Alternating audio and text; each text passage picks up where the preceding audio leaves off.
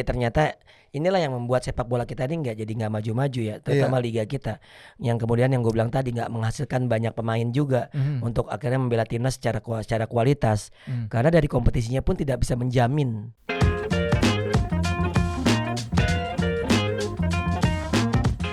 Welcome back to Discord, diskusi olahraga bareng Rais Dan Donzo. Oke, Apa kabar, Riz? baik Don. Dan kita akan membahas sepak bola nasional. Betul. Estu sakit. Iya. Maklum udah tua, nggak bisa kena hujan dikit langsung melempem kayak kerupuk, lemah tapi cepat sembuh buat Estu Ernesto, Iya. pandit lokal kita. Pandit lokal. Kita akan bahas Liga 1 dan Liga 2. Tapi Liga 2 dulu, karena nih. masuknya fase akhir pertandingan di fase grup. Betul. Putaran kedua ya. Babak 12 besar dan juga babak 16 besar untuk playoff degradasi. Yang pasti yang udah dipastikan untuk lolos semifinal baru PSBS Biak. Di babak 12 Masih besar. menunggu beberapa tim lagi. Kita bahas peluang-peluang dulu deh. Benar, di babak 12 besar dulu deh ya. 12 besar. Yang apa namanya? Di atas ya. Di atas. Persipal sekarang ada di peringkat keempat. Poinnya 3. Menghadapi Gresik United yang ada di peringkat kedua. Poinnya tapi 7 tuh. Poinnya 7. Nah, terus PSBS, tapi kan udah pasti nih dari grup Z nih, tinggal berharap jalurnya lewat dari runner up terbaik. Nah, ini Karena bisa kan Gresik United kalau misalnya menang dengan poin 10 itu Ya, tapi kan masih ada Persewar juga yang udah poin 6. Persewar poin 6 kalau menang maksimal cuma 9 Kayak kan kalau Gresik Unitednya nggak menang kan bisa aja Persipal kan. Ya, tapi kalau bicara peluang nih, misalnya PSBS. Ya paling besar Gresik United. Iya dong. Gresik United. Oke. Emang sih kalau ngelihat dari ini mungkin dari grup Z Gresik United ya. Ini rawan sih. Rawannya? Rawan. Ya Persipal kalah juga nggak bakal menang, kagak bakal lolos ke semifinal. Kalah udah juga aman. Kalah nggak degradasi. Iya, udah Gresik aman. United masih punya kepentingan. Benar. PSBS udah nggak punya kepentingan karena lolos semifinal. Persewar Waropen butuh poin. Iya benar. Maksud gua rawan, ngerti gak maksud rawan? Iya. Rajanya perawan. Iya. Oke, sekarang di grup Y Bekasi City emang kayaknya udah sulit ya. Udah sulit. Persela ini ada agak-agak ini nih, juga menjadi pesaingnya Gresik United juga nanti kalau misalnya menjadi runner up ya. Sekarang di peringkat 3, terus Malut United juga nih peringkat 2 dengan 7 poin. Bisa menjadi pesaing Gresik United juga dan masih kejar-kejaran sama Deltras. Kita berandai-andai nih, Malut United lawan Deltras. Iya. Kalau Malut United menang itu poinnya 10.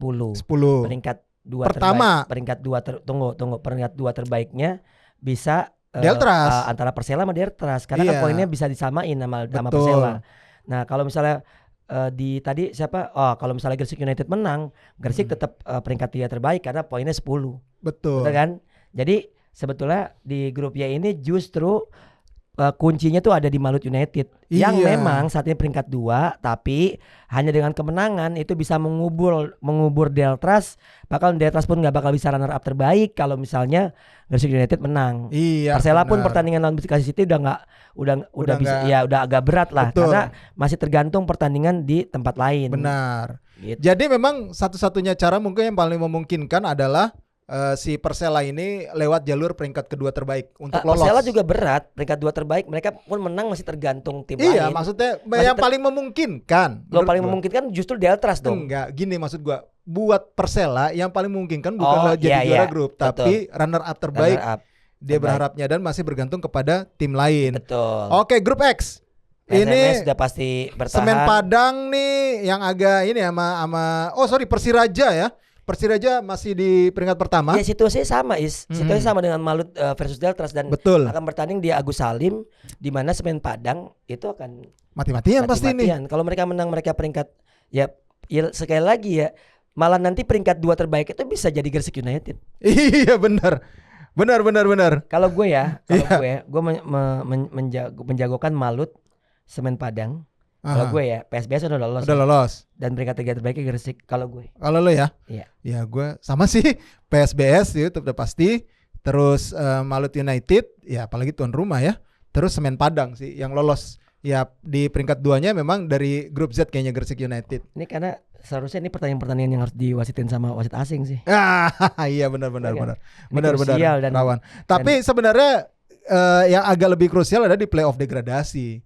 Oke, playoff degradasi. Playoff degradasi. Sekarang baru 3 klub kan yang sudah dipastikan terdegradasi, yaitu Sada Sumut kan tim yang pertama itu. Terus Kalteng Putra dan Persiba Balikpapan.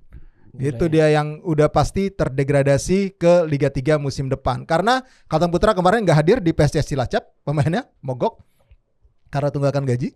Ya.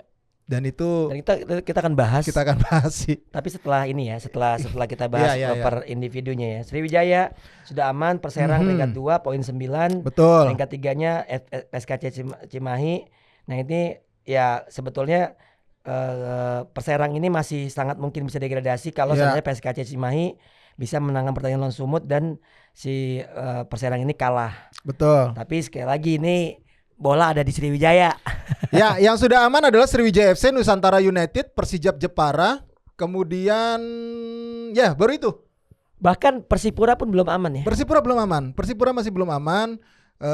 Sulut juga belum aman. Terus PSPS juga belum aman. Karena Persekat kalau menang ini poinnya 9 kan lawan Kalteng Putra kan. Betul.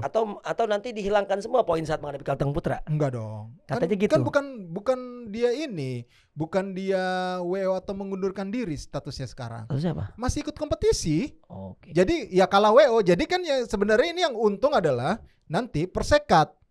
Kalau misalnya Kalteng Putra nggak main di kandang sendiri nih, maksudnya pemainnya nggak datang, ya dia udah menang 3-0. Iya, dengan poin 9 iya. gitu. Dan tinggal bagaimana nanti Persipura dan juga si PSCS. Nah, makanya ini udah mau nggak mau Persipura harus menang ini. Berarti yang aman malah Persekat ya? Persekat.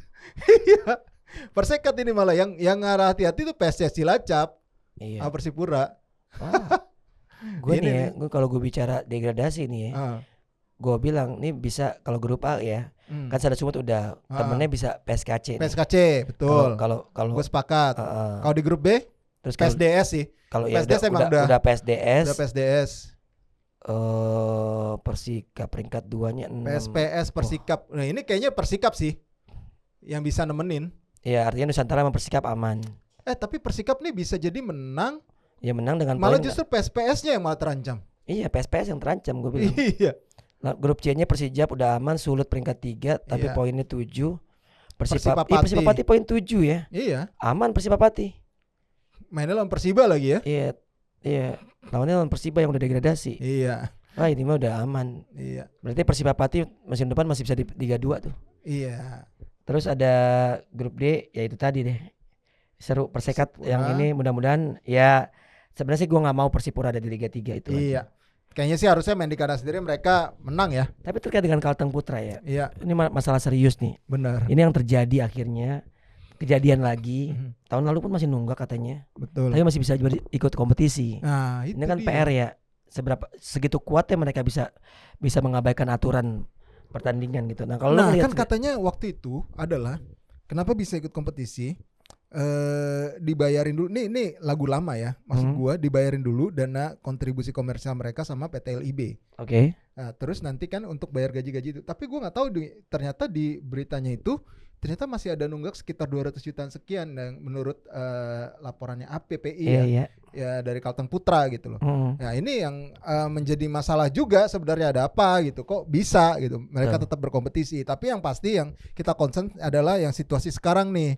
Yang terjadi polemik ada mungkin ya gue nggak tahu ya persepsinya mana yang benar mana yang salah, karena kan di satu pihak malah jadi dilaporin tuh pemain-pemain yang pada itu dia. Ini itu jadi ya sebenarnya gini, ini tricky sih karena emang mereka share itu semua di sosial media, which is itu hal private, mungkin confidential segala macam, tapi sebetulnya juga mereka kan melakukan itu kan ya upayanya adalah bagaimana biar ada efek jera juga mungkin. Artinya kalau udah viral kan baru dijalanin. Tapi ya dengan adanya UU ITE kita juga harus hati-hati sih.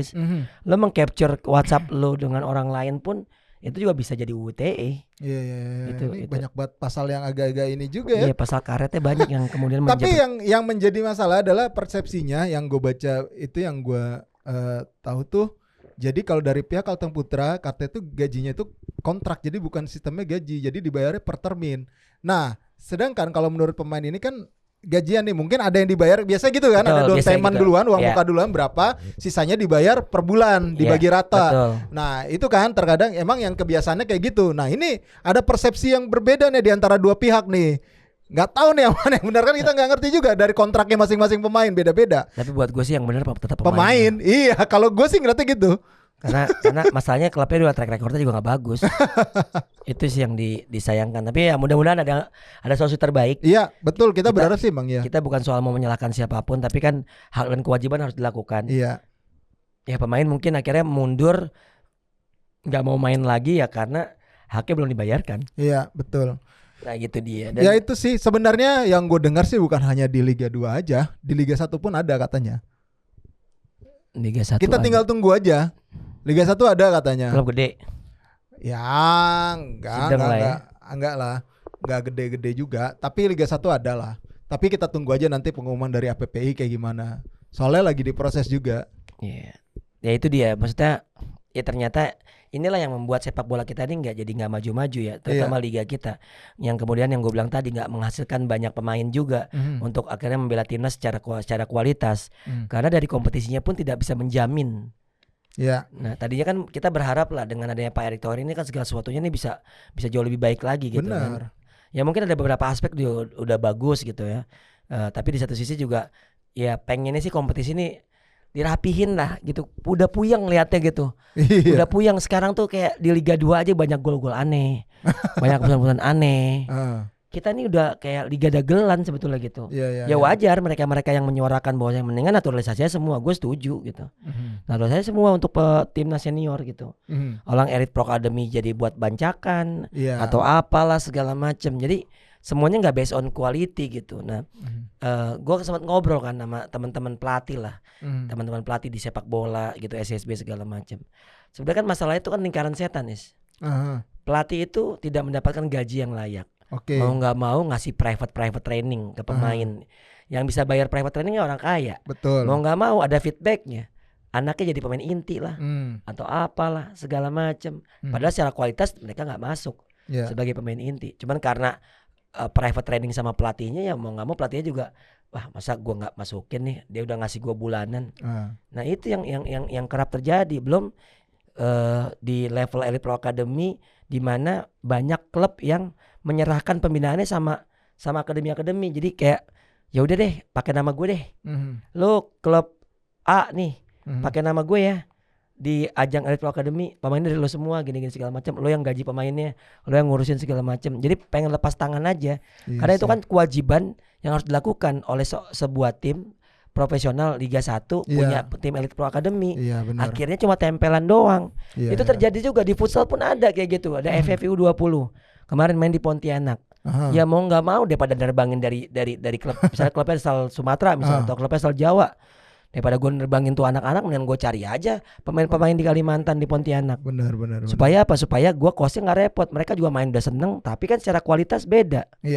Padahal itu kesempatan untuk pemain-pemain muda unjuk gigi yang punya kualitas, bukan karena akademinya ditunjuk sama salah satu klub Liga Pro, atau yang lebih parah lagi ya diperjualbelikan. Diperjualbelikan bahwa anak lo mau main Elite Pro Academy, sini bayar. Bahkan dengar-dengar ada yang bayar 30 juta. Buset, banyak juga, gede juga. Kan makanya gue mau jadi pelatih lagi. Itu untuk main di dalam satu turnamen gitu ya? Iya. Bukan cuma main di satu pertandingan ya? Iya. Ya so far gini, gue sering ketemu yang kayak gitu. Tapi kalau satu orang misalnya dia punya duit banyak, terus pengen anaknya masuk tim Elite Pro Academy, tapi duitnya itu mungkin bisa menghidupi tim. Ya gue masih oke lah. Iya betul. Tapi jangan akhirnya jadi bancakan bisnis gitu loh. Oh iya, artinya, lo cari-cari gitu. Iya, lo cari siapa yang mau main, ayo bayar 10 juta. Sekali 10 udah 100 juta, Is. Iya benar. Lumayan buat DP Honda Brio. Iya. Gitu. Itulah potret yang terjadi ya di kompetisi usia muda kita ya. Iya, potret buram sepak bola kita. Bahkan yang makanya gue bilang tadi, sampai ke level atas pun akhirnya secara kualitas ya kayak gitu aja. Benar. Terus juga bagaimana pendekatannya juga akhirnya mengarah ke mungkin keputusan-keputusan wasit yang gue yakin di situ kalau ngeliat keputusannya aneh banget gitu loh. Ini live loh. Mereka live aja berani gitu. Berani, gimana kagak live? Ya itu yang gua benar gua ya takutkan. Memang itulah ya apa namanya kemarin dibilangnya kan nyali gitu loh. Iya. Ya kan. Nah, ini harus jadi ajang pembuktian juga untuk membenahi sih dari apa namanya pengurusannya Pak Erik terkait dengan kompetisi kita tuh memang masih belum bagus secara untuk bisa mengarah ke industri. Oke, hebohnya dapat, meriahnya dapat. Iyalah. Tapi secara kualitas dan juga pengelolaan tim masih belum. Iya, masih terbatas quantity aja, belum quality itu. Itu yang gue sayangkan. Tapi ya semoga sepak bola tetap berjalan dengan baik di tangan Pak Erick Thohir dan kawan-kawan. Kita ini kan ya menikmati aja, penikmat aja. Kita pecinta yang ya kalau ada hal yang salah kita ngomong. Benar. Ada yang salah dalam hal ini ya jelas lah. Yang tadi gue bilang masalah akademi yang caplok sana caplok sini. Iya. Terus juga masalah pelatih yang bermain dengan orang tua atau manajemen yang menjadikan ajang pembinaannya sebagai ajang bisnis. Betul. Nah, itu kan ya PR yang harus dibenahi betul-betul karena mereka adalah masa depan sepak bola Indonesia. Gue tahu jalan pintas cari pemain naturalisasi atau diaspora sendiri kan sebetulnya itu salah satu yang sekarang lagi tren lah. Bahkan di negara-negara lain pun dilakukan seperti itu. Betul. Tapi satu sisi kan kita kan juga pengen ngelihat bagaimana pembinaan itu menghasilkan pemain-pemain terbaik. Iya benar. Pengen banget gue dari kompetisi ini benar-benar menghasilkan pemain yang berkualitas. Jangan sampai malah justru sekarang tuh banyaknya adalah lu jangan balik ke Indonesia aja, jangan balik ke Indonesia dulu gitu. Pasti nanti skill lo hancur itu. Ya apalagi contohnya ya kita lihat lah kayak Egy, Witan gitu kan.